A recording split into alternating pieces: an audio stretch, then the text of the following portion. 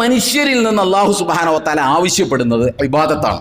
വമാ ഖലഖ്തുൽ ജിന്ന വൽ ഇൻസ ഇല്ലാ ലിയഅ്ബുദൂൻ 51-ാമത്തെ അധ്യായത്തിലെ സൂറത്തു ദാരിയാത്തിലെ 56-ാമത്തെ സൂക്തമാണത്.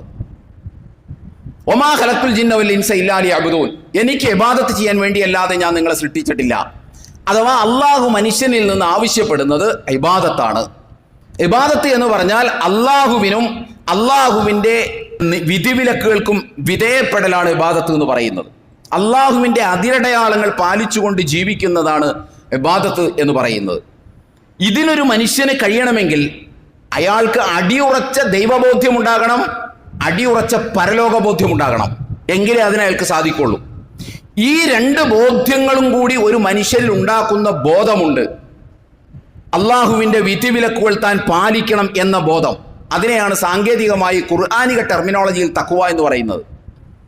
അള്ളാഹുവിൻ്റെ വിധിവിലക്കുകൾ പാലിക്കണമെന്ന ബോധം, ആ ബോധത്തെ ഒരു വിശ്വാസിയുടെ ജീവിതത്തിൽ ലൈവായി നിർത്തുന്ന ഡിവൈൻ ആക്ഷൻ പ്ലാനാണ്, ദൈവികമായ കർമ്മ പദ്ധതിയാണ് ഇസ്ലാമിലെ ആരാധനകൾ എന്ന് പറയുന്നത്. ഈ ആരാധനകളിൽ ഏറ്റവും പ്രധാനപ്പെട്ടതാണ് നമസ്കാരം.